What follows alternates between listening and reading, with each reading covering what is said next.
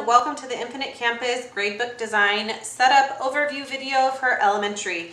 This will be a brief tutorial about how to get you started in your record keeping.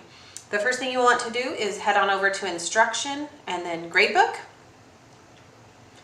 This is where all of your critical concepts, proficiency scales with their learning targets live, so you can toggle between these to see the spreadsheet for all of the learning targets that you're keeping record of. But you'll first want to go over to Settings, Grade Calc Options. This is where we need to determine with our grade level team what calculation method to establish for each of the learning targets. It might be different for some versus others, but if you wanted all of them filled the exact same calculation method, we're going to go Fill Options, Proficiency Estimate Rubric, and then select a method. For demonstration purposes, I'm going to pick Mode today. And then you can limit to the last certain number of assignments, so you get kind of the most recent and the most frequent, that's Mode, at the same time. So that is an option. And we're going to select OK. It will fill out all of these for you, and then you can go in and individually make adjustments as needed. Today I'm going to demonstrate with a math example. So here is place value, the critical concept of place value, the proficiency scale, and the two learning targets that are nested under place value. So these two learning targets will roll up automatically for you to produce an overall score for that proficiency scale. All of the assignments or pieces of evidence will be entered under a learning target, one of these learning targets, and based off of mode, produce an overall score for this learning target and then an overall score for this learning target. Those two scores are then averaged together to produce the overall score or value for place value. We're going to go ahead and click Save.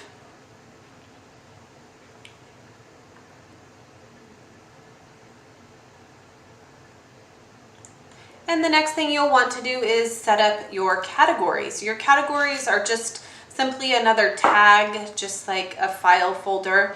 I am going to show you how to set up just one today. Work with your collaborative team to determine what categories you want set up, but if you just want to keep it simple, just have a category called Evidence, and you will want the default scoring type to be rubrics. There is an automatic rubric built in based off of the proficiency scales for you, so you don't need to worry about anything, and we'll click Save and close. After those two things have been set up, you are now ready to add or log that piece of evidence that you have collected from students. We'll go to Add, give your piece of evidence a title, provide a summary. This is a great place to add links to things that you have asked students to do, or a link from a Google Classroom assignment. You have some choices over here. Do you want it to be visible to the class? Start and end date is very important, so make those start and end dates true. This is especially important if you have selected most recent, because it will go based off of the time that the assignment ends.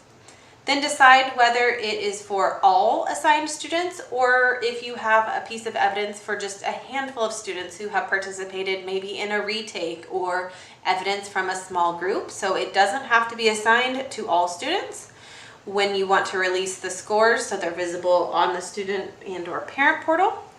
And then if you want to grade it, so you probably always want to grade everything, but you may choose not to include it in the grade calculation. So if you just want to log the student's score on that particular learning target, but you don't want it to be calculated in the mode or whatever method you selected, this is the box that you will check or uncheck. Abbreviation and sequence is only visible by you, and pick the category you want it to go to. Again, if you only have one, makes things a lot easier, but your grade level team might have reasons for more. Select the grading or standard task. That is what Infinite Campus calls our learning targets. This is where you will want to find that learning target you want to tie the piece of evidence to. So you can scroll and find it, or you can type in perhaps an abbreviation or part of the learning target. So we'll select that there. Rubrics will be defaulted, which is great, and you will just click save. After saving it, you can edit it if you need to make any adjustments. You can score it. So I can go right here, put a 3, fill all, and it'll give a score for all students. Click save. Or you can choose to close out of this view and find the learning target from your drop-down and enter it in here just like you would on a spreadsheet. So I can actually go back and make adjustments as needed over here. You will see how the student is doing overall for this one learning target. And then if I switch over to the critical concept, you will have a view of how they're doing overall on the proficiency scale. But we do have an issue here if we've only taught one learning target within a grading period. There are technically 2 targets that count for the overall scale, but you will notice that the overall score is only coming from one of the targets. So if you ended the first semester with partial scales being taught, you will need to go in and add an assignment here for learning target 2, and I will show you how to do that. So we're going to call this one not introduced. And you could say this learning target was not introduced in semester 1. Yes, we want to score everyone, and we'll search for place value. Select that target we didn't teach. Click save. We're going to score everyone. This is very important. Fill everyone with a 1. Save. So that the overall score for that proficiency scale is not skewed by just having taught the one target.